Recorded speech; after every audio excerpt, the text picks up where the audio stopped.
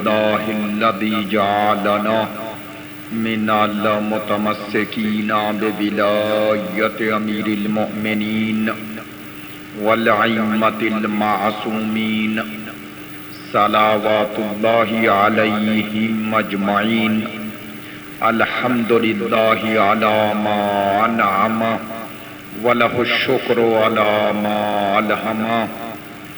الحمد لله الذي دل على ذاته بذاته.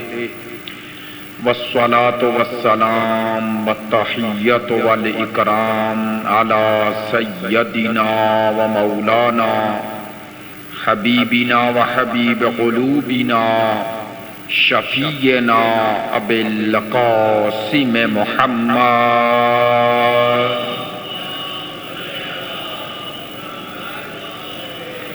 وآله الأطيبين الأطهرين الأجمدين الأمجدين الذين أذهب الله عنهم الرجس وطهرهم تطهيرا.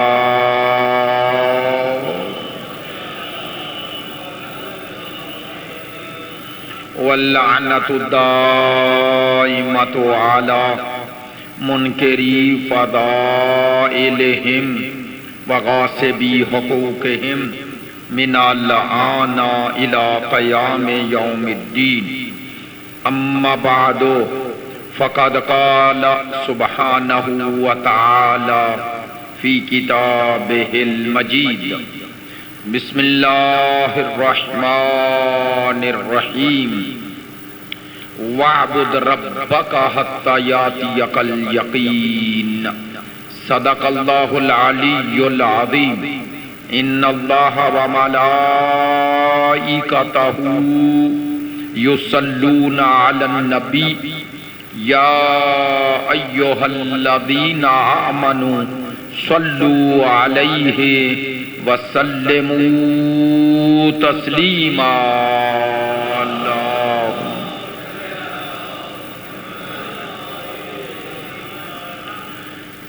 آپ تمام حاضرین سے گزارش ہے کہ ایک سورہ فاتحہ کی درخواست ہے. رہبر شہید رحمت اللہ علیہ سید حبیب حیدر عابدی، شہید میجر محمد اسلم جویہ اور ان کی زوجہ محترمہ ملک محمود جویہ اور ان کی زوجہ محترمہ، آپ حاضرین کے تمام مرحومین کو شامل کرتے ہوئے شہدائے اسلام اور جن کے لیے کوئی فاتحہ پڑھنے والا نہیں انہیں شامل کرتے ہوئے التماس سورہ فاتحہ اور 3 مرتبہ سورہ توحید کی تلاوت. بسم اللہ الرحمن الرحیم. الحمد للہ رب العالمین الرحمن الرحیم مالک یوم الدین. ایاک نعبد و ایاک نستعین.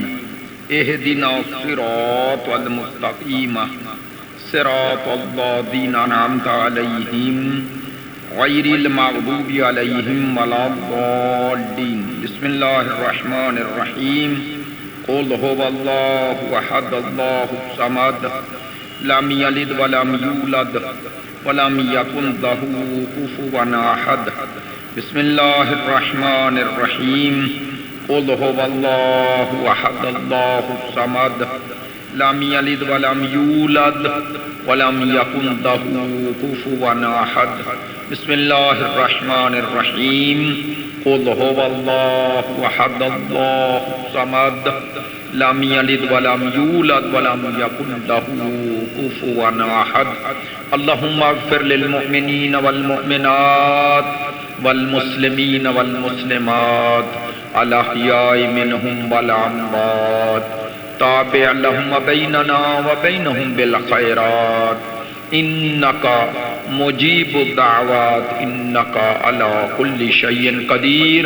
تمام دعاؤں کی قبولیت کے لیے، آپ حاضرین کی صحت و سلامتی کے لیے، تعجیل ظہور امام زمان کے لیے، ہمارے ملک کے استحکام کے لیے، مریضوں کی شفا یابی کے لیے، آپ کی ان مجالس میں شرکت کی قبولیت کے لیے علماء کرام، مراج عظام، عزاداران سید الشہداء، ماتمداران مظلوم کربلا، محبین اہل بیت کی توفیقات خیر میں اضافے کے لیے نظام مرجعیت و رہبریت کی حفاظت اور عالم کفر و نفاق و شرک کی نیستی و نابودی اور شکست کامل کے لیے ان تمام دعاؤں کی قبولیت بحق کے سید الساجدین بلندتر صلوات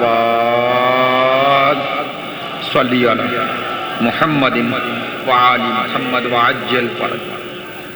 واجب الاحترام معزز و مکرم حاضرین مجلس، محبان اہل بیت، پیروان مکتب ولایت، عاشقان مکتب شہادت، سلسلہ گفتگو کی آج آخری نشست ہے۔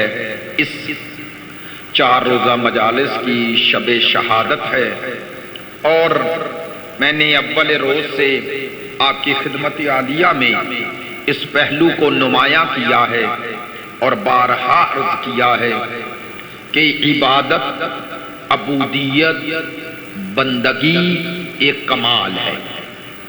پروردگار عالمین نے انسانوں کو اور انسانوں کے ساتھ جو رابطے کا سب سے کامل و اکمل ذریعہ کہ انسان اپنے خالق و مالک و رازق کے ساتھ، یا جو منشأ وجود ہے، جو علت العلل ہے، جو مسبب الاسباب ہے، اس ذات کے ساتھ جڑا رہے، اپنے پروردگار سے دائماً اختیاری رابطے کا نام بندگی ہے۔ اختیاری رابطے کا نام ایک رابطہ وہ ہے جو ہے میں قبول کروں یا نہ کروں، وہ ہے علت اور معلول کا رابطہ۔ علت و معلول، سبب اور مسبب، ہم قبول کریں نہ کریں، ہمارے وجود کا سبب وہی ذات ہے یا نہیں؟ علت وہی ہے۔ ہم قبول کریں یا نہ کریں، ہم مخلوق ہیں، ہم وجود میں نہیں تھے تو آئے ہیں۔ اس کا معنی نہیں تھے آئے تو خود بخود نہیں آ سکتے، چونکہ اگر خود بخود آتے تو کبھی نہیں ہوتے ہی نہ۔ کاش میرا جملہ پہنچے۔ اگر ہم خود اپنے آپ کو وجود میں لائے ہیں تو کسی ایسے وقت کا تصور ہی نہیں کیا جا سکتا تھا کہ ہم نہیں تھے، چونکہ جب نہیں تھے تو کیوں نہیں تھے؟ اس کا معنی نہیں تھے وجود میں آئے، وہ سبب جو وجود میں لایا وہ نہ ہوتا تو نہیں رہتے، یعنی عدم سے وجود میں آئے ہیں۔ اسے فلسفی اصطلاح میں کہتے ہیں ہمارا وجود حادث ہے۔ حادث، حادثہ اس شے کو کہا جاتا ہے جو پہلے نہ ہو آ جائے۔ چونکہ وجود میں آئے ہیں اور آج تک سائنس اس بات پہ آ کے اور اس سوال کا جواب دینے سے قاصر ہے آج کی مادیت کی، کہ آیا بغیر سبب اور بغیر علت کے وجود میں آنا یہ ممکن ہے؟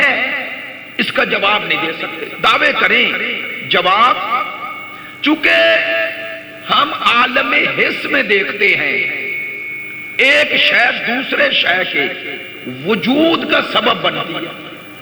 بیج بوتے ہو تو درخت بنتا ہے، درخت سے ثمر بنتا ہے، تو بیج اس پودے کا سبب ہے، پودا درخت بنا ہے، درخت سے شجر ہے، یعنی شجر سے ثمر ہے۔ اگر بیج نہ ہوتا تو پودا نہ ہوتا، پودا نہ ہوتا اور درخت نہ بنتا، درخت نہ بنتا تو پھل نہ ہوتا۔ سادہ لفظوں میں کہہ رہا ہوں، یہ جو ان کے وجود میں ربط ہے اور یہ علت اور معلول خود ہمیں درک کر رہے ہیں، ایک کا وجود دوسرے کے وجود کا سبب بن رہا ہے اور وہ رتبے میں پہلے ہے۔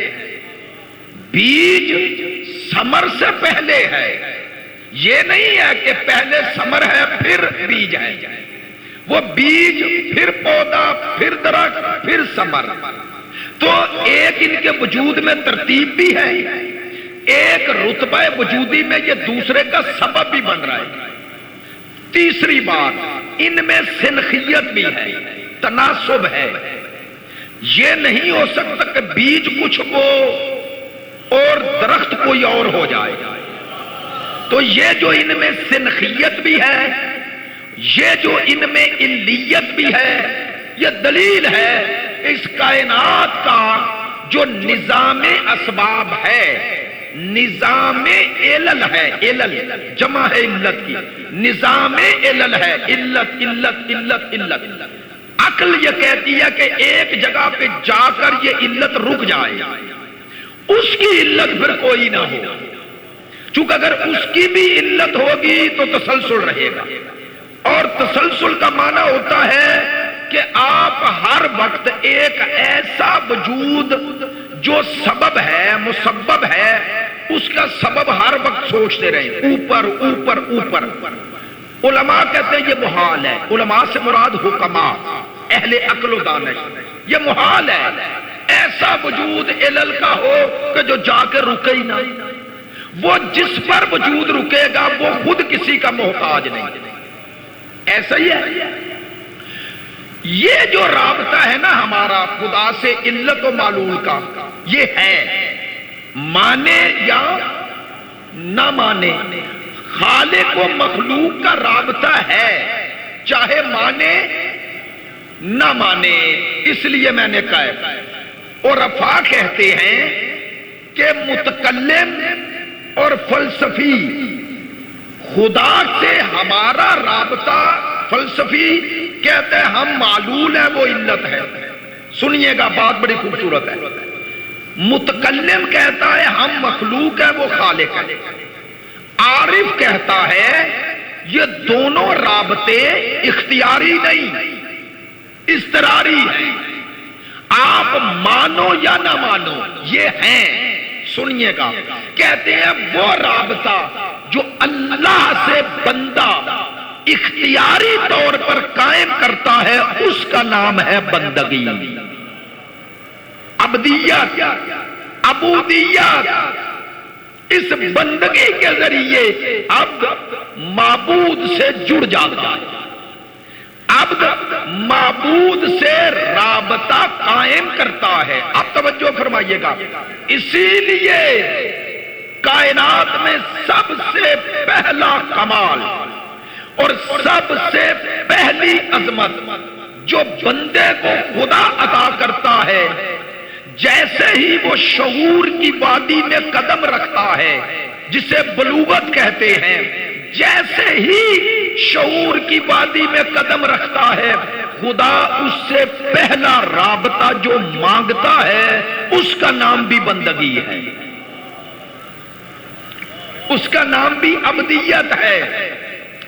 عبدیت، بندگی اتنا بڑا کمال ہے. آج آپ نے توجہ فرمانی ہے، ہم نے بات سمیٹ لے لی. اگرچہ وہ امام پر میں کچھ بھی نہ کہہ سکا لیکن سب کچھ کہہ گیا. چونکہ یہ بندگی کی جتنی فضیلتیں ہیں یہ فضیلتیں امام کو شامل ہیں. کاش جملہ پہنچے، شامل ہیں. لیکن جو بات کہنا چاہ رہا ہوں، بندگی اتنا بڑا کمال کہ وہ جو دشمن اول اور سری دشمن بنا، وہ نمائندہ خدا کا شیطان، ابلیس، اللہ کے ساتھ پروردگار عالمین نے اس کے ساتھ مکالمے کی شکل میں قرآن میں مکالمہ نقل کر دیا. کیا ہے نا؟ خدا نے کہا تم سجدہ کیوں نہیں کرتے؟ اس نے جواب دیا. دیکھیں یہ ہے اللہ کا عدل کہ وہ شیطان کا مکالمہ ایک طرفہ ذکر نہیں کیا کہ جو اللہ نے کہا وہ ذکر ہو جاتا، جو وہ کہہ رہا تھا وہ ذکر نہ ہوتا. کاش جملہ پہنچے. اللہ نے اپنے دشمن کے اعتراض کو من و ان درج کر دیا تاکہ تمہیں پتا چلے کہ خدا کی بنیاد اور اساس وہ قادر مطلق ہے لیکن پھر بھی عادل ہے. وہ کہتا ہے میں نے اسے رجیم بغیر دلیل کے نہیں بنایا. تو گویا خدا بتا رہا ہے کسی کو مانو بھی تو دلیل کے ساتھ, کسی کا انکار بھی کرو تو دلیل کے ساتھ. اس کا معنی ہے خدا کا راستہ دلیل کا ہے, شیطان کا راستہ ہٹ درمی کا ہے.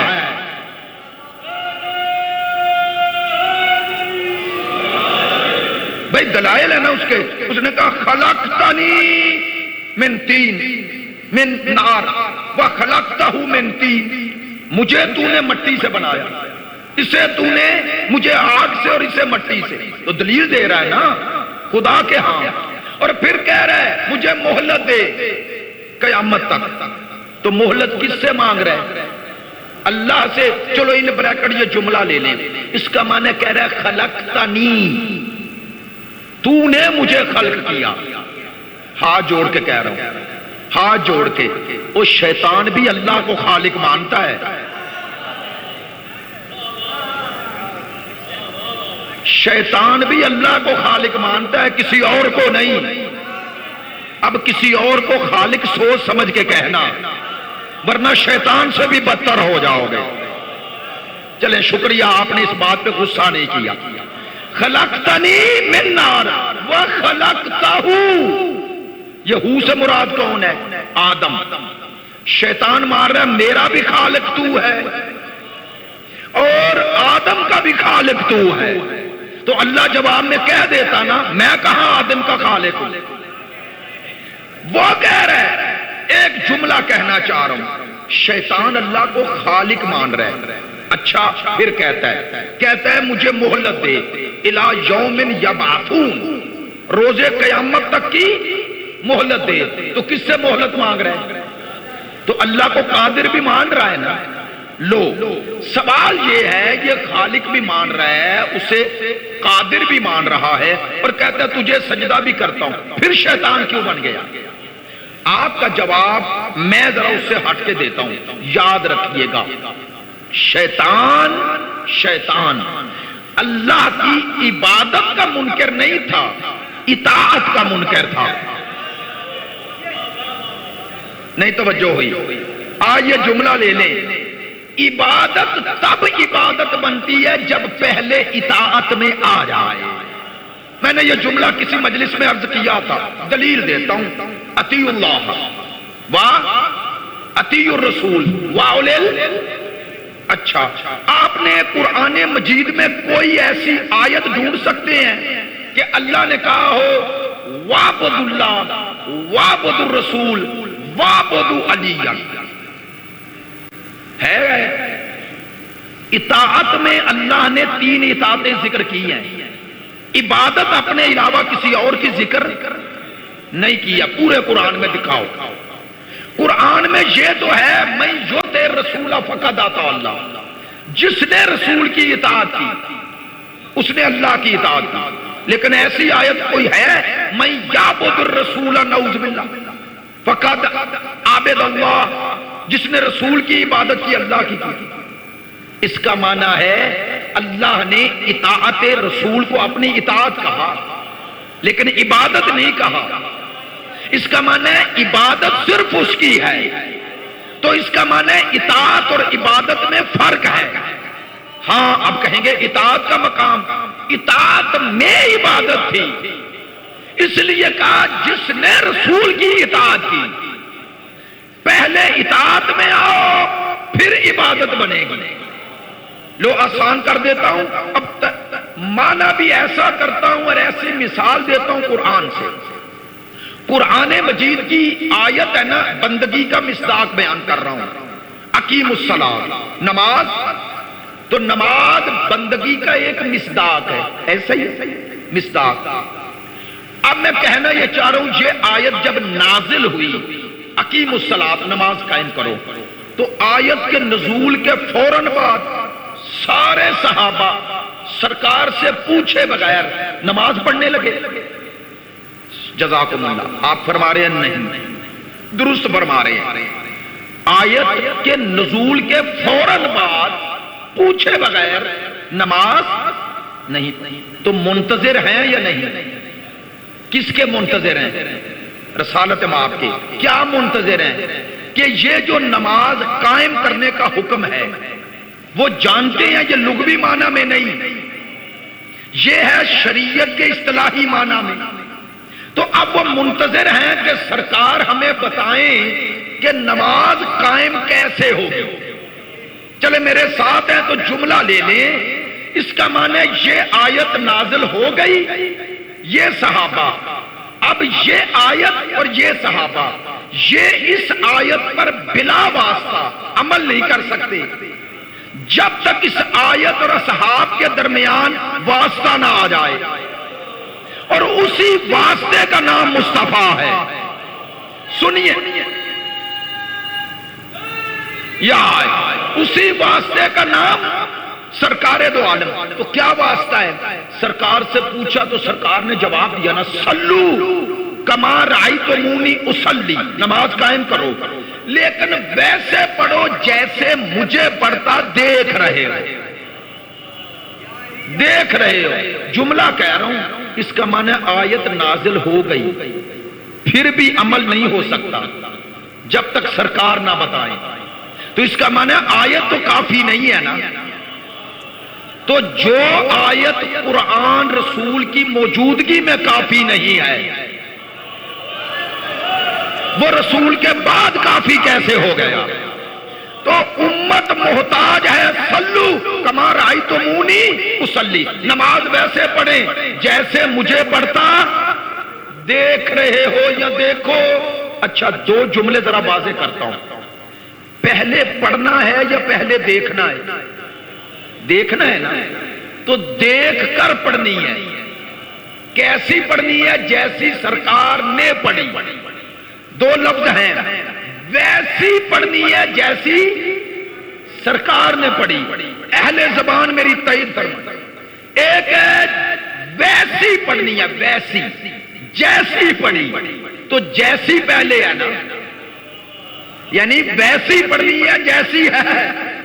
تو وہ جو رسول پڑھ رہے ہیں اس جیسی پڑھنی ہے. تو اس کا معنی جو پڑھیں گے رسول اس جیسی.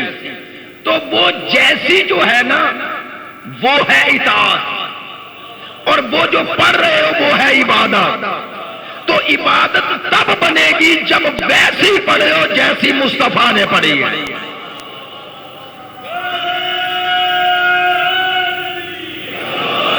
توجہ ہے میری؟ جیسی سرکار نے پڑھی ویسی پڑھے. آئیں نتیجہ دے رہا ہوں اس جملے کا.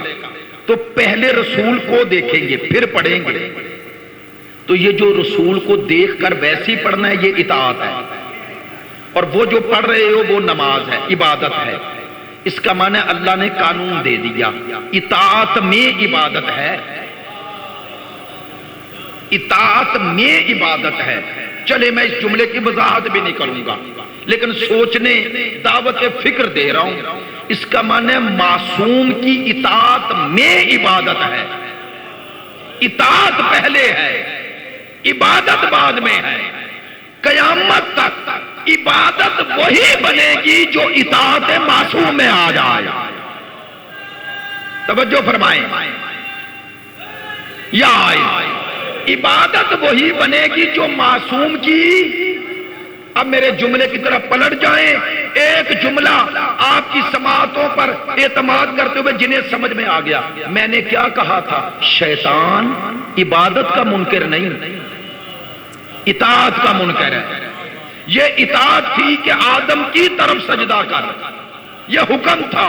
وہ سجدے کا منکر نہیں تھا، کہہ رہا تھا ادھر نہیں کروں گا. تو اللہ کے حکم کا منکر بنا. اس کا معنی اطاعت کا منکر بنا تو شیطان بن گیا. اب آپ متوجہ نہیں ہوئے ہیں، معذرت چاہتا ہوں. اب مجھے کہنا پڑے گا قیامت تک کے شیطانوں کا پتہ عبادت سے نہیں چلتا،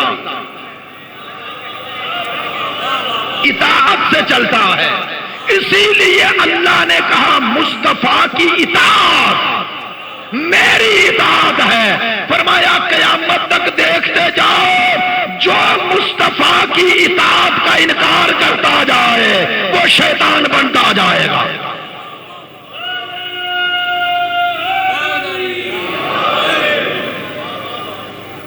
جو سرکار کی اطاعت کا منکر. تو عرض یہ کر رہا تھا کہ وہ شیطان، جملہ جو کہنا چاہ رہا ہوں، بندگی کتنا بڑا اعزاز اور کمال ہے. اللہ کے حضور شیطان اب پکارا.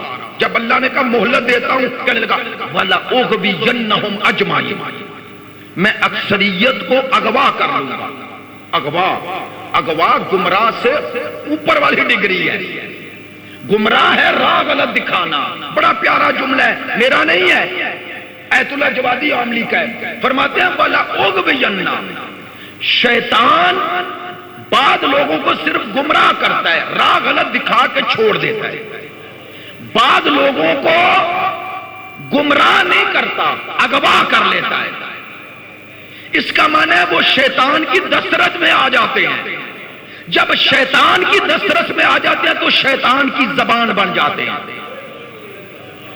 وہ اپنی مرضی سے تو کچھ کہتے ہی نہیں، چونکہ شیطان نے ان کے عقل و شعور پر قبضہ کر لیا. اب دن کو ٹویٹ اور کرتا ہے، رات کو اور کرتا ہے. دن کو کہتا ہے جنگ ختم، رات کو کہتا ہے. جب ایسے نظر آئے تو سمجھ لو یہ مجسم شیطان ہے. جب ایسے نظر آئے تو سمجھو مجسم شیطان ہے. میں ایسے ہی تھوڑا کہہ رہا ہوں. قرآن قل اعوذ برب الناس مالک الناس پڑھیں سورہ میرے ساتھ، الہ الناس من شر الوسواس الخناس. پہلے خناس کا ذکر کیا. خناس کون ہے؟ جو دلوں میں وسوسے ڈالتے ہیں. کہتے ہیں 127 دن ہو گئے شہید ہوئے، اب جنازہ لیے پھر رہے ہیں. یہ خناس ہیں، چاہے تم میں ہو چاہے غیروں میں ہو، ان کی غذا ایک ہے.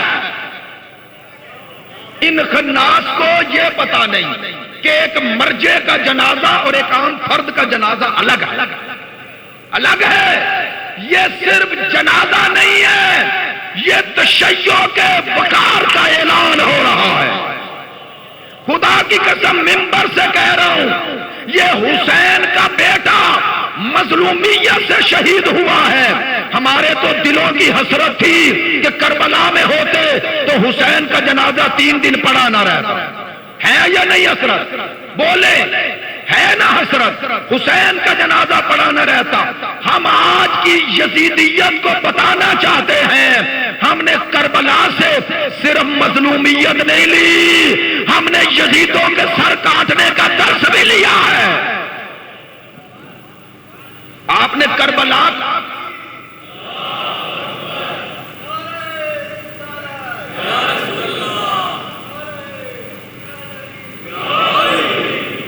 ہم نے کربلا سے سلامت رہے.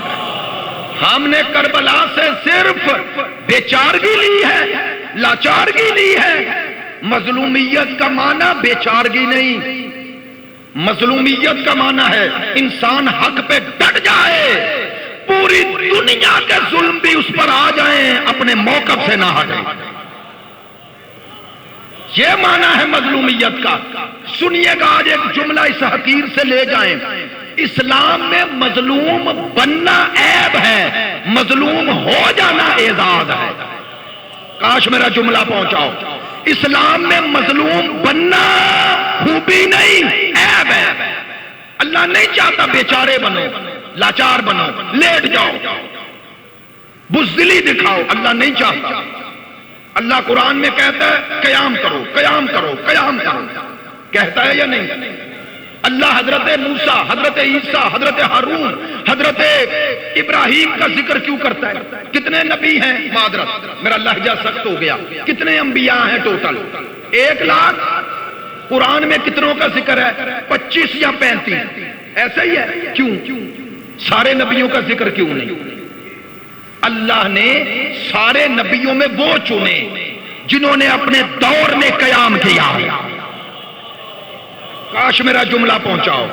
خدا کہتا ہے مصطفیٰ سے، سرکار سے، وَقَدْ أَوْحَيْنَا إِلَيْكَ، اے میرا حبیب ہم نے آپ کی طرف وحی کی. کیا؟ أَنِ اتَّبِعْ ملت ابراہیم حنیفہ، اے میرا حبیب ابراہیم کی ملت کی پیروی کرو۔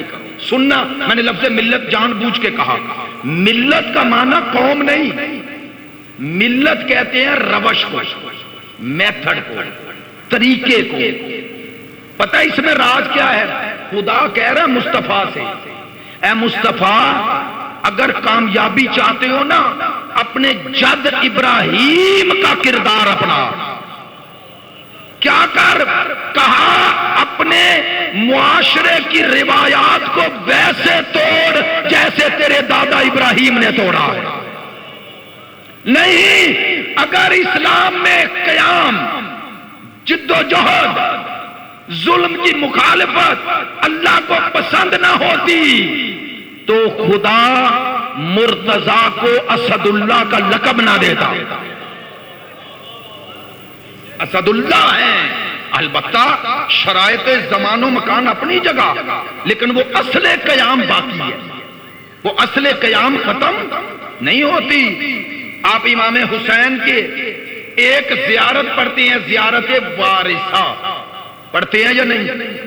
امام حسین کو 6 نبیوں کا وارث کہتے ہیں، تو کبھی غور کیجئے گا، انشاءاللہ موقع ملا تو زیارت وارثہ پہ کچھ بیان کروں گا آپ کی خدمت میں۔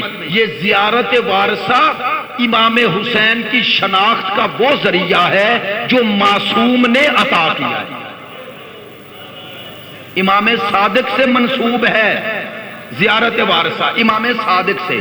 اور امام نے یہ زیارت تعلیم فرمائی، تعلیم یعنی تعلیم کا معنی بٹھایا صحابی کو اور اسے کہا یہ یاد کرو، اور کہا جب کربلا جاؤ تو میرے جد کی قبر کے سامنے کھڑے ہو کے یہ زیارت پڑھو، السلام علیکہ یا وارث آدم صفوت اللہ و نوح نبی اللہ و ابراہیم خلیل اللہ۔ میں جان بوجھ کے چھوڑ رہا ہوں درمیان، و موسیٰ کلیم اللہ و عیسیٰ روح اللہ و محمد رسول اللہ و علی ولی اللہ۔ ہے یا نہیں؟ تو آپ نے کبھی غور فرمایا؟ پہلے آپ آدم کے، نوح کے، ابراہیم کے، موسیٰ کے، عیسیٰ کے، مصطفیٰ کے، مرتضیٰ کے وارث ہیں۔ کبھی توجہ فرمائی؟ حضرت آدم، نوح، ابراہیم، موسیٰ، عیسیٰ سرکار۔ پتہ ہے یہ 6 نبی کیوں ہیں؟ معصوم نے بیان فرمائے۔ 1,24,000 انبیاء میں سے اللہ نے جو چنے 313 رسول بنائے، 313 میں چنے تو 5 اولے العزم بنائے، اولے العزم میں خاتم النبیین بنائے۔ میرا معصوم فرما رہے ہیں کہ سارے نبیوں کا خلاصہ اولے العزم ہے، اور حسین ان اولے العزم نبیوں کا خلاصہ ہے۔ خلاصہ ہے یہ ہے۔ الچلیں عام متوجہ ہیں، میں نے ذکر کیا من شر الوسواس الخناس، ان خناسوں سے بچو۔ یہ ذلت پرست، یہ ذلت پذیر، یہ بزدل، انہیں بہادروں کا کیا پتا، انہیں کیا پتا میدان میں ڈٹ جانے والوں کی عزت کیا ہو، انہیں کیا پتا کہ اللہ کو یہ قیام کتنا پسند ہے، انہیں کیا معلوم کہ یہ بہنے والا خون راہ خدا میں اللہ اسے ضائع نہیں ہونے دیتا، نہیں ضائع ہونے دیتا، خدا کی قسم۔ آپ متوجہ ہیں، آپ کو گمراہ کرنے کے لیے لوگ طرح طرح کے بہانے بناتے ہیں۔ ایک مولا کائنات کا خطبہ، خطبہ نمبر 12 ہے، اور میں چاہتا ہوں آپ کی خدمت میں عرض کروں، یاد کر لیں، خطبہ نمبر 12 نہج البلاغہ، خطبہ ایسے، ایک صلوات کی زحمت فرمائیے۔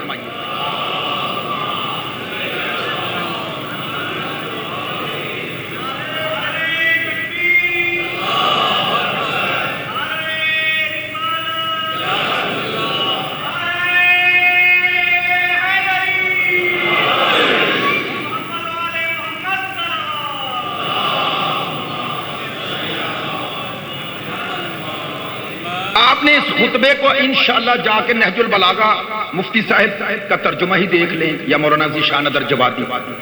لما اظفرہ اللہ باصحاب الجمل، جب پروردگار نے مولا کائنات کو جمل میں کامیابی عطا فرمائی، کامیاب وقد قال له بعض اصحابہ، مولا کے بعض اصحاب جو مولا کے رفاقت میں تھے، جنگ لڑ رہے تھے، انہوں نے یہ کہنا مولا کے حضور کہا کہ وددت انا اخی فلانا کانا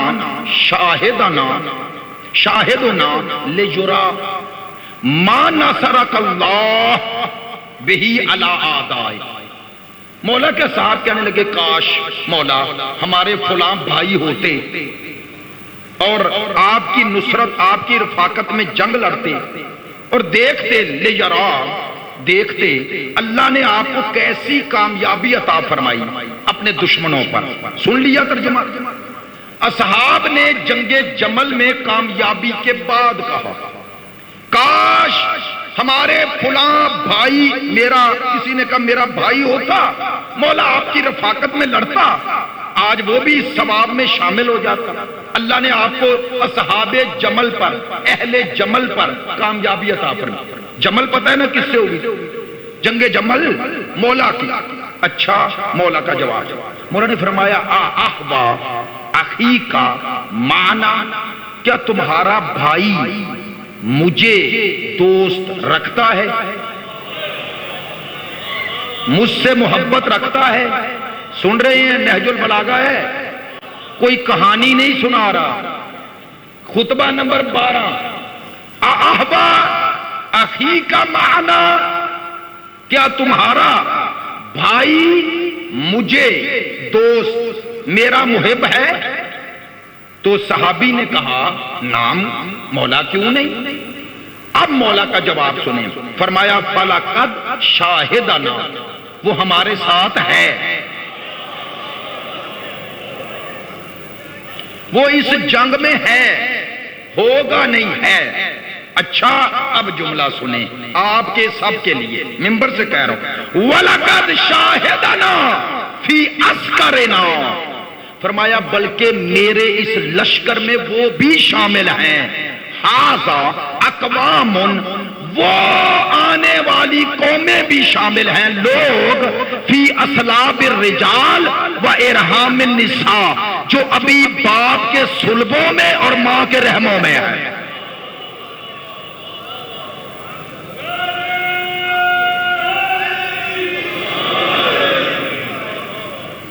ابھی کی پوائنٹ ابھی آ رہا ہے، ابھی آ رہا ہے جو مولا نے بیان فرمایا۔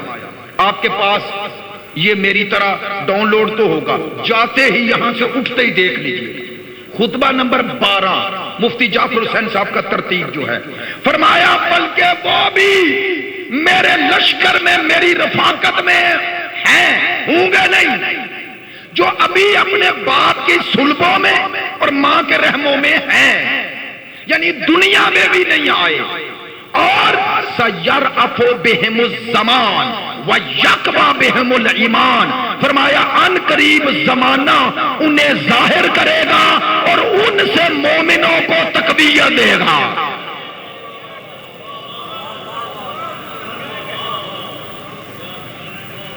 نہج البلاغہ خطبہ نمبر 12، سَيَرْعَفُ بِهِمُ الزَّمَانِ، مولا نے فرمایا وہ بھی میرے لشکر میں شامل ہے جنہیں زمانہ ظاہر کرے گا، وَيَقْوَى بِهِمُ الْإِيمَانِ، اور جن سے اللہ اہل ایمان کو تقویت دے گا۔ ہم ایسے ہی منبر پر اس اولاد زہرا کا ذکر نہیں کر رہے، اسے زمانے نے ظاہر کیا ہے۔ جس مذہب کو کوئی نہیں ماننے کو تیار تھا، تکفیریوں کا سینکڑوں سال اور اولاد بنو امیہ کا سارا پروپیگنڈا اس ایک جنازے نے دفن کر دیا ہے۔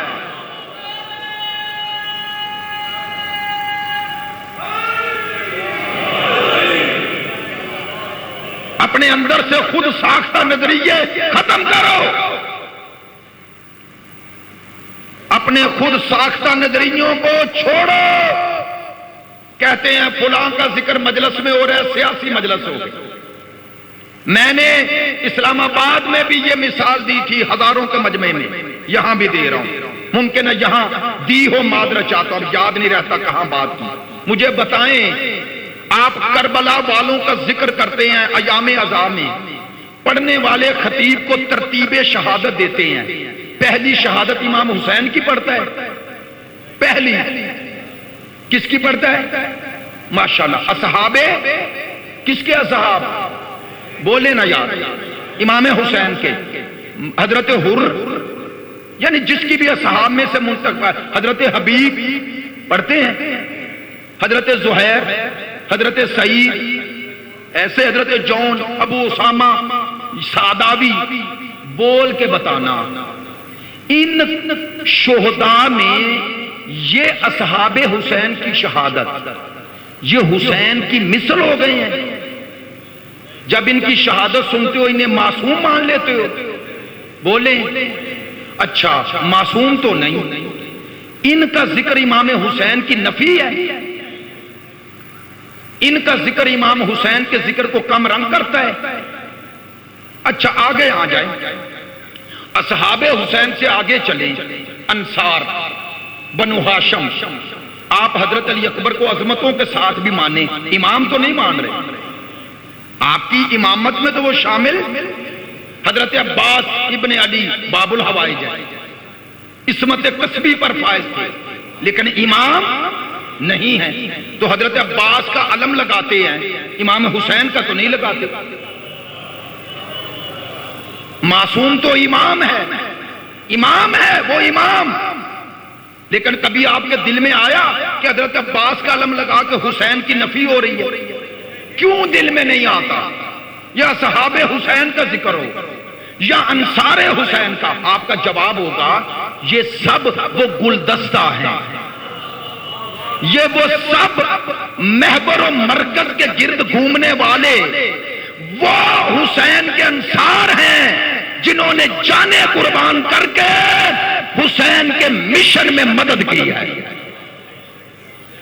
لہذا ہمارا اس وقت تک عشرہ محرم مکمل نہیں ہوتا جب تک اصحاب حسین کا ذکر نہ ہوتا ہے۔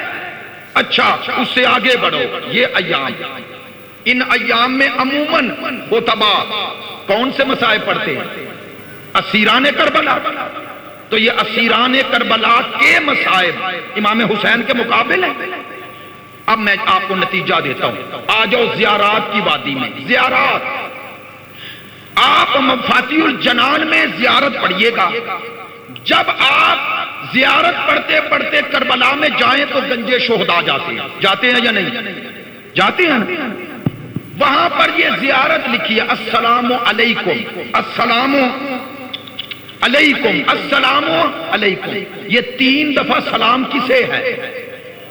بولے یار، اصحاب حسین کو 3 دفعہ، 1 دفعہ نہیں، السلام علیکم علیکم علیکم، پھر 3 دفعہ کہتے ہیں فزتم واللہ، فزتم واللہ، فزتم واللہ، تم کامیاب ہو گئے، تم کامیاب۔ اب آئیں میں اپنی دلیل دے رہا ہوں، اس سے آگے ایک التجا کرتے ہو، حسرت، حسرت بیان کرتے ہو، حسرت، کیا حسرت ہے؟ یا لیتنا، کاش ہم ہوتے، کہاں ہوتے؟ بولے یار معذرت، کربلا ہوتے تو کیا کرتے؟ کننا معکم، ہم تمہارے ساتھ ہوتے، کیا کرتے؟ فنفوز فوزا عظیما، ہم بھی اس مرتبے پہ فائد ہوتے جس پہ آپ ہو گئے۔ یہ صرف حسرت ہے؟ نہ، اس کے پیچھے پیغام ہے کہ راہ حسین کھلی ہوئی ہے۔ ہاں درجے ہیں، مراتب ہیں، میں مراتب کا انکار نہیں کر رہا، لیکن یہ راہ بند نہیں ہوئی، یہ راہ کھلی ہوئی ہے۔ حسین قیامت تک کے لیے رزق عزت و غیرت بانٹ رہا، حسین قیامت تک کے لیے رزق شجاعت بانٹ رہے ہیں، حسین قیامت تک کے لیے رزق حریت دے رہے ہیں۔ کربلا بانج نہیں، کربلا کربلا وہ شجرہ طیبہ ہے جو اس سے جڑ جاتا ہے، حسین اسے کربلا سے جوڑ کر ایسا مقام دیتا ہے کہ جسے دنیا مٹانا چاہتی ہے، حسین اللہ کا نمائندہ بن کے اسے ظاہر کر دیتا ہے۔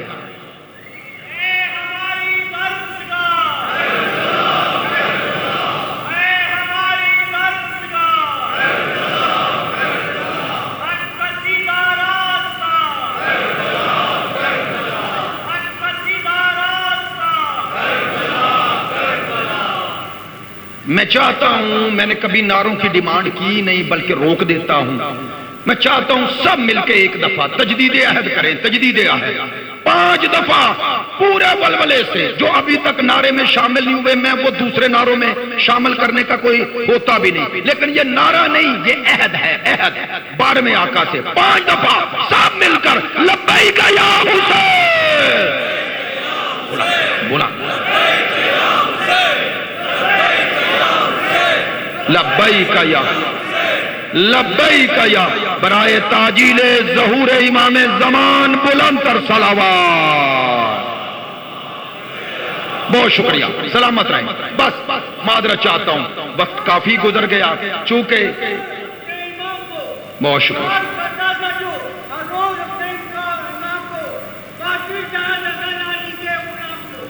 سلامت رہیں، جزاک اللہ۔ پروردگار آپ کے جذبوں کو قائم رکھے۔ توجہ فرمائیے گا، بس میں نے بات سمیٹ دی، معذرت چاہتا ہوں۔ موضوع اس حوالے سے وہ شیطان، ایک جملہ عرض کر دوں، بندگان خدا کا مقام کیا ہے؟ کہنے لگا بلا اغوینہم اجمعین، میں اکثریت کو اغوا کر لوں گا، الا عبادک منہم المخلصین۔ اللہ کے حضور کہہ رہے ہیں، شیطان کہتا ہے اکثریت کو گمراہ کر لوں گا، مگر اس اکثریت میں ایک اقلیت ہے، عبادہ کا، میرے ساتھ رہیے گا یار، عبادہ کا جو تیرے عبد ہیں۔ بندگی کی عظمت کا معلوم نہیں ہوا؟ شیطان کہہ رہا ہے اللہ کے حضور میں اکثریت کو ساتھ لگا لوں گا، اجمعین لگا لوں گا، مگر نہیں لگا سکتا اس اکثریت میں اس اقلیت کو۔ عبادہ کا کیوں نہیں لگا سکتا؟ وہ تیرے عبد ہیں۔ آئے ہائے ہائے، فرمایا جو تیرا عبد ہوگا وہ میرا عبد نہیں بنے گا۔ آئے ہائے ہائے، میں کیا کروں؟ یہ سیاسی باتیں نہیں، یہ عقیدہ ہے۔ اگر حقیقت میں توحید جلوہ گر ہو جائے، اگر جلوہ گر بندے میں، شیطان اللہ کے حضور کہہ رہے ہیں اکثریت کو تو لگا لوں گا ساتھ، کبھی نیٹو کے ذریعے، کبھی OIC کے ذریعے، اکثریت میرے دباؤ میں آ جائے گی، ڈر بھی جائے گی، مجھے نوبل پرائز دینے کا اعلان بھی کر دے گی، ہر کچھ کرے گی، مگر الا عبادہ، یہ میرے ہیں جو تیرے ہیں وہ میرے نہیں بنیں گے، الا عبادہ منہم المخلصین۔ شیطان کہہ رہا ہے اے اللہ میں اکثریت کو تو گمراہ کر لوں گا مگر ایک اقلیت گمراہ نہیں کر سکتا۔ کیوں؟ کیونکہ وہ تیرے مخلص ہیں۔ مخلص سنو، شیطان یہ نہیں کہہ رہا میں گمراہ کروں گا، نہیں کر لوں گا، کرنا چاہتا ہوں، نہ کہتا ہے کرنا چاہتا ہوں، کر نہیں سکتا۔ لو اب آج کا آخری جملہ، سب سے بڑا اللہ کا دشمن شیطان ہے، وہ بھی کچھ لوگوں کو معصوم مانتا ہے۔ جنہیں میری بات سمجھ میں آ گئی ہے، اللہ کا سب سے بڑا دشمن شیطان ہے، وہ بھی کہہ رہے ہیں کچھ لوگوں پر میری حکومت نہیں چلتی، میں انہیں گمراہ نہیں کر سکتا۔ اس کا معنی وہ اللہ کے حضور مان رہا ہے کہ قیامت تک تیرے بندوں میں کچھ ہیں جو میری گمراہی میں نہیں آتے، تو اس کا معنی وہ بھی مانتا ہے کہ کچھ معصوم رہیں گے۔ اللہ کی قسم وہ شیطان کے بھی باپ ہیں جو کسی کو مصطفیٰ کے بعد معصوم مان ہی نہیں رہے ہیں۔ وہ کہہ رہے ہیں کچھ تیرے عبد ہیں. تو کیا کہا لفظ عباد کا؟ عباد جمع ہے عبد کی. ایسے ہی ہے نا؟ کہہ رہے جو تیرے عبد ہیں وہ میری گمراہی میں اور میرے دھوکے میں بولیے نہیں آتے. لو اس نے کہا تھا جو تیرے عبد ہیں وہ میرے دھوکے میں نہیں آتے. اسی لیے ہمارے مکتب میں ہمارے ائمہ میں صرف عابدین نہیں ہے، زین العابدین ہے. زین العابدین سید الساجدین. امام باقر فرماتے ہیں میرا بابا سال میں 2 دفعہ میرے بابا کی پیشانی اور گھٹنوں سے، فرماتے ہیں دونوں جگہ اتنا گوشت ابھر کے آ جاتا اور سخت بن جاتا، جسے آپ اپنی اصطلاح میں محراب کہتے ہیں. کہتے ہیں ہر سال میں 2 دفعہ اس گوشت کو کاٹنا پڑا. ذو الصفنات امام کا لقب ہو گیا جس کا گوشت کاٹا جائے. اتنے سجدے، فرماتے ہیں لقمہ اٹھاتے ہیں اور سجدے میں گر جاتے ہیں.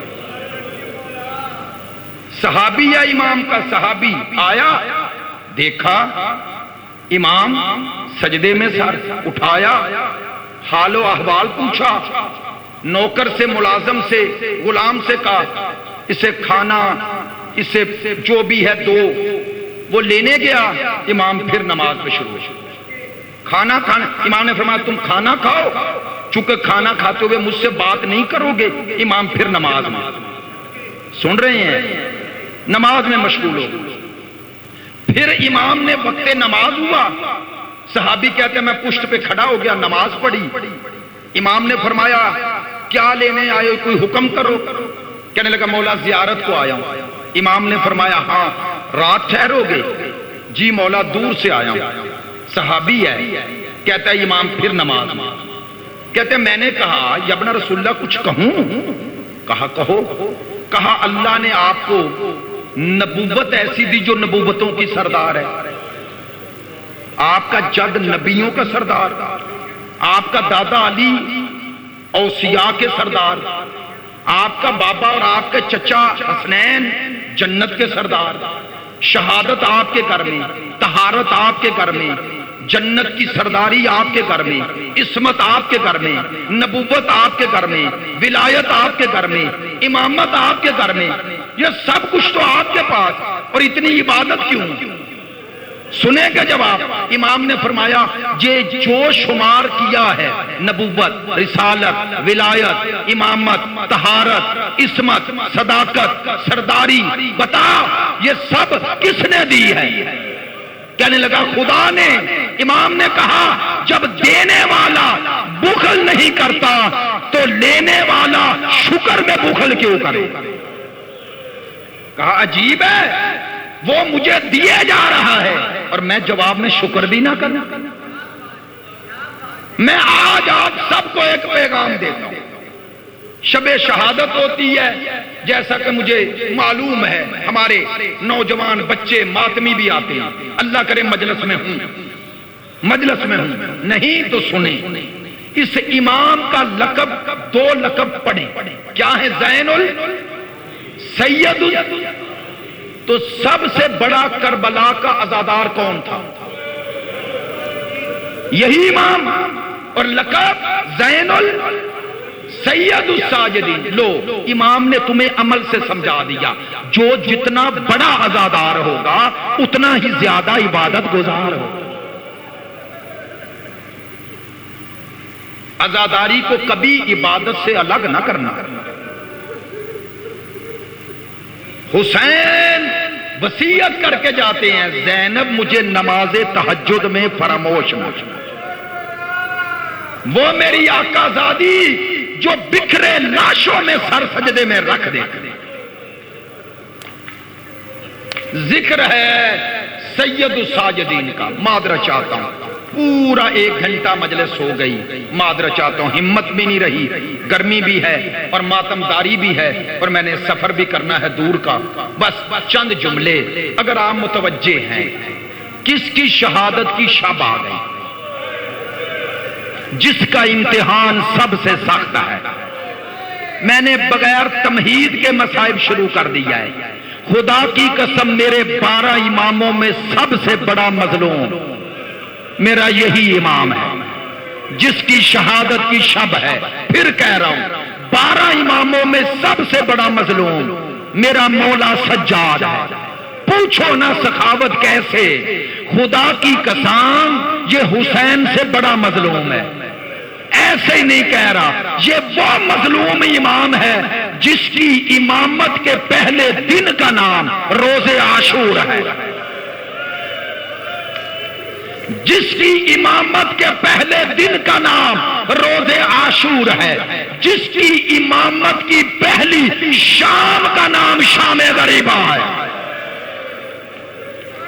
جس سے امامت کا پہلا سوال کرنے والی غیر نہیں سگی پھوپھی ہے، نہیں بنو ہاشم کی غیرت ہے، بطول کی وارثہ ہے، یہ بنی ہاشم کا پہلا غیرت مند ہے جس کے پاس آ کر ام المصائب نے کہا ذرا آنکھیں کھول اور مجھے دے۔ یہ پہلا مظلوم ہے، آنکھیں کھولی تو بطول کی بیٹی اور سر برہنہ، صرف سر برہنہ نہ نظر نہ آیا، سر سے خون بہتا نظر آیا۔ اور سوال کیا کیا؟ کہا بتاؤ خیموں میں جل کے مر جاؤ یا خیموں سے نکلوں؟ یہ پہلا غیرت مند ہے جسے کہنا پڑا پھپھی خیموں سے نکلو۔ میرے ساتھ رہنا، علامہ علی نقی نکن کہتے ہیں جس بی بی کو امام عالمہ غیر معلمہ کہیں، اس بی بی کو معلوم نہیں شرعی مسئلہ کہ جب جان خطرے میں ہو تو بچانا واجب ہے۔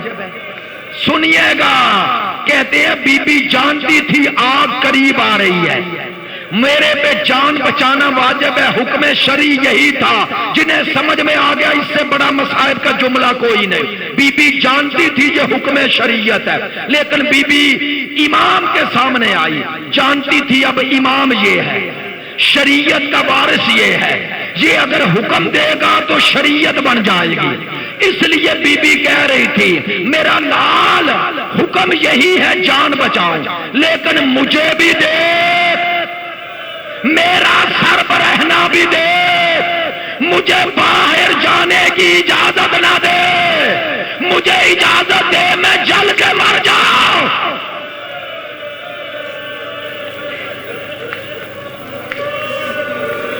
مجھے اجازت دے میں جل کے مر جاؤں۔ کون سجاد بازار سے گزرتے ہیں کساب دیکھتے ہی گوشت چھپا لیتے، امام قریب جاتے ہیں کہتے ہیں بندہ خدا نہ چھپا، مولا آپ کو اذیت ہوتی ہے، میرے ساتھ رہنا، آپ کو تکلیف ہوتی ہے۔ کہا نہیں، میرے چند سوالوں کے جواب دے۔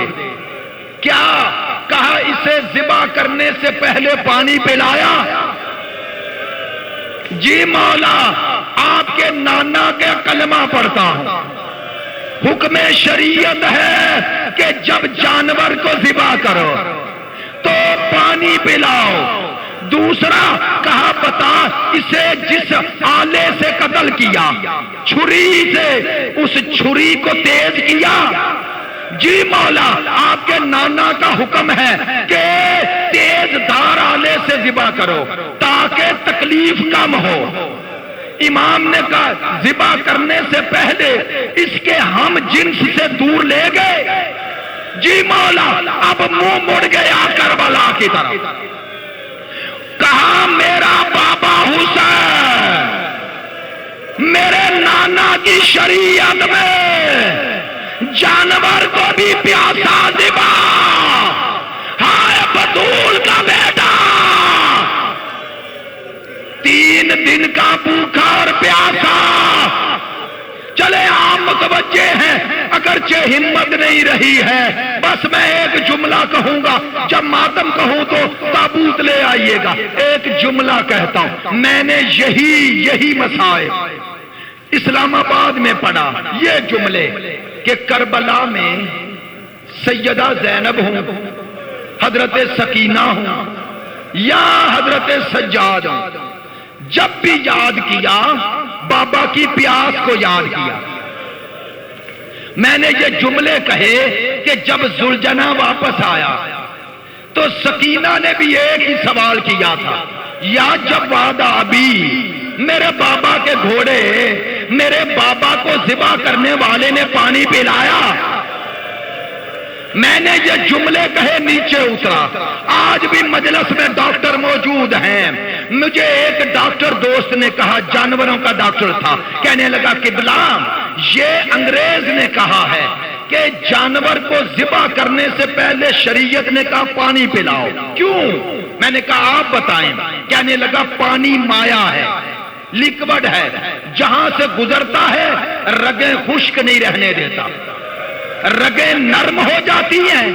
ادھر اسلام نے کہا تیز دار آلہ رکھو، ادھر نرم رگیں ہوں، ادھر تیز دار آلہ ہو تاکہ اس کی اذیت کم ہو۔ کہا ذبح کرنا اسلام کا حکم ہے، اذیت دینا نہیں ہے۔ میں نے کہا ہائے حسین، 3 دن کا پیاسا، خشک رگوں پر ملعون کند کھنجا، ہائے حسین، خدا کی قسم حضرت امام سجاد کی مظلومیت کون جانے، کون جانے۔ یہی وجہ تھی یہ غیرت پہ روتا رہا۔ جب کہنے والے نے کہا کہ شہادت تو آپ کا خاندانی ورثہ ہے، کہنے لگے کربلا میں جنگ اگر عصر عاشور ختم ہو جائے میں نہ روتا، شاید اتنا نہ روتا، لیکن کہا مجھے وہ منظر نہیں بھولتا۔ شرابی بیٹھا ہے، بطول زادیاں کھڑی ہیں اور پوچھ رہا ہے کہ وہ 4 سال کی بچی کون ہے؟ کہا میرا جگر پھٹ گیا جب ایک شامی نے کہا اس بچی کو کنیز بنانا۔ ہائے سجاد، ہائے میرا مولا سجاد، خدا کی قسم دن میں بھی روتے ہیں، رات کو بھی۔ بس میں نے زحمت سمیٹ دی۔ میں نے کل ایک مصائب پڑھا تھا، امام کی گردن اور توق کھا گئی۔ ایک جملہ کہتا ہوں، ختم کر رہا ہوں، جملہ کہتا ہوں۔ جب امام پلٹ کے مدینے آئے، حضرت محمد حنفیہ امام حسین کے بھائی ملنے آئے، جب تعارف ہوا نا سید الساجدین سے، پہچان نہیں پائے تھے، تعارف ہوا، یوں بازو پھیلائے حضرت محمد حنفیہ نے، کہا آ میرا بھتیجا میرے گلے لگ جا۔ پتہ ہے سید الساجدین نے کیا کہا؟ بابا چچا معاف کر دو، گردن گلے نہیں مل سکتا۔ کہا میرا لال ناراض ہو؟ کہا نہیں ناراض نہیں۔ کہا پھر ملتے کیوں نہیں ہو؟ کہا دکھا دوں۔ کہا کیا دکھانا چاہتے ہو؟ ایک دفعہ پشت موڑی، رخ موڑا، اپنی پشت سے کپڑا ہٹایا، ایک دفعہ محمد حنفیہ کی نظر پڑی، منہ پیٹنا شروع کیا، سجاد تیری پشت پر اتنے نشان، کہا کسی لاشے سے اس وقت تک نہیں اٹھا جب تک ظالم نے تازیہ نے مار مار کر۔ بس یہی میرا امام جو جگہ جگہ تازیہ نے کھاتا رہا۔ ہاں خدا کی قسم 25 محرم آ گئے، ولید بن عبد الملک نے میرے امام کو زہر دیا، زہر مل گیا اور میرا امام تڑپنے لگا۔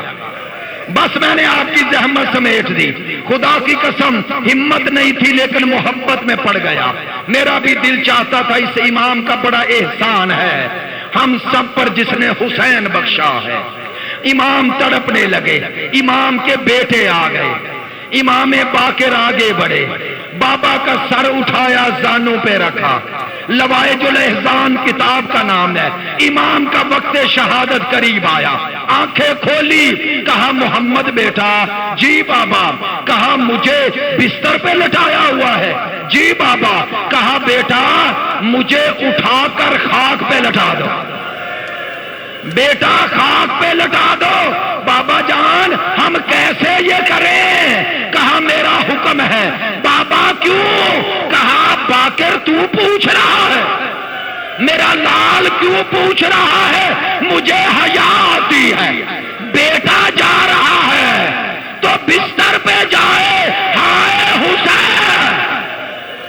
ہائے حسین، تپتی ریت پار شمر کہا 70 قدموں پہ میری پھوپھی، کہا میرا لال خاک پہ لٹا دے، امام کا وقت شہادت آیا، آنکھیں بند ہوئی، ایک جملہ کہا، کہا باقر خود ہی غسل دینا، کفن پہنا، اپنے ہاتھوں سے دفن کرنا، یہ کہہ رہے ہیں اور میرے امام کی چیخ بلند ہوئی، کہا بابا جان کیوں رو رہے ہو؟